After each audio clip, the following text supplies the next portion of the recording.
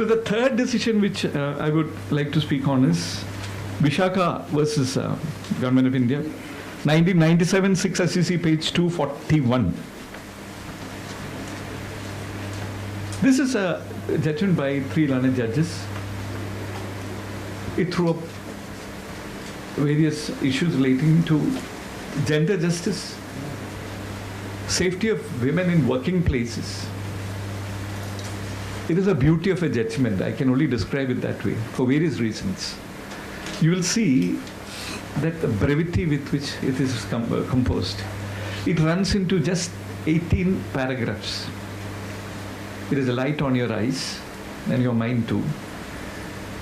In the first 16 paragraphs, the principles are crystallized and articulated. The 17th paragraph, the court went on to lay down the principles to govern as to what would constitute harassment, how to deal with it. And 18th paragraph is the ultimate paragraph. In the course of the first 17 paragraphs, the court has given the reason for it to do what it did. The court found that it is important under the written constitution that we have and to safeguard the fundamental rights available to women under Article 14, 15, 16, 21, that they should enjoy complete safety in the working places. They should be free from sexual harassment. Now, was there a law in place at the time when the judgment was rendered? There was no law. So you will necessarily ask the question, what is the power of the court under Article 32? To make a law? Is there not separation of powers? Do we have separation of powers? Will anyone answer in India? Yes. To a limited extent. Who said that? Yeah. What he said is right. We don't have a complete separation of powers as we have in the United States, but we have a separation of powers judicially recognized, but to a limited extent. So when the Supreme Court or the High Court makes a law, isn't it not crossing the boundaries which has been set under the doctrine of separation of powers? These questions came up. And what is the premise on which the court would be invited to lay down norms in the absence of a law made by the Parliament? The court went on to deal with it in a short judgment, which I would commend you to read again and again for the brevity, and because it forms the premise for later attempts which I have my own disagreement with. Because the limits of judicial activism, it must be observed ordinarily that you don't cross the limits, Lakshman Rekha. The danger being that judges are not elected and not being accountable to the people. When you make a law, a fundamental question may arise, which has troubled me at least. When a law is made by the court, how can you challenge a law as being violative of fundamental rights? When a law is made by the competent legislature under the Constitution, you can challenge a law and say the law is bad. But if the law is made by the court itself,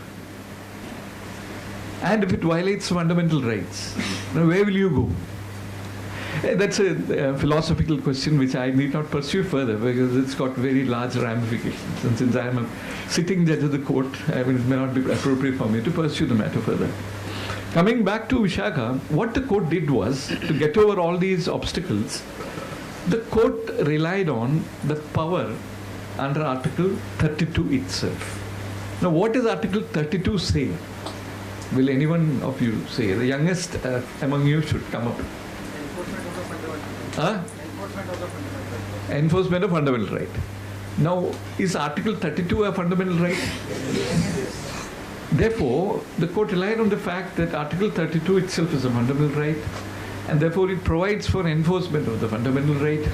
Now, when you have a fundamental right, then how do you go about it when there is no domestic law? The court felt that India was a party to various treaties, various conferences India attended. It had intended, its noble intention to make a law was not in doubt. Another stark feature which stands out in this case is that this is a case where judicial activism was at its best because this is a non-controversial area. Both the government and the court had the same idea that you need a law to actually regulate, the working conditions of women, so that they are not sexually harassed or the safety is not put in jeopardy. Government also had no difference of opinion. So it is a case of collaborative judicial decision making, and there was no conflict of interest. It was completely non-adversary, unlike certain other cases which come up where the government is also actually opposing the courts. Here there is absolutely, they all agreed, okay, we must have a law. And therefore the court came to the conclusion, based on existence of power under Article 32, and the power to declare that it is law under Article 141. You should see how judicial dynamism, judicial activism works best when it has a juristic underpinning, juristic basis. So court took note, and that too in short paragraph. Justice J.S. Verma, Chief Justice J.S. Verma, penned this wonderful judgment.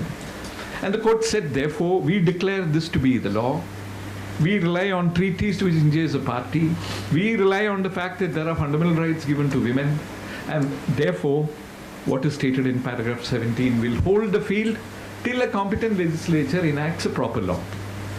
And it will strike you as a wonderful experience flowing from this judicial activism, which was at its best, that the government of India took nearly 2 decades to now make a law, somewhere in 2013-14, which you have now a law regulating it. So this law has held the field, though contained in a very short judgment.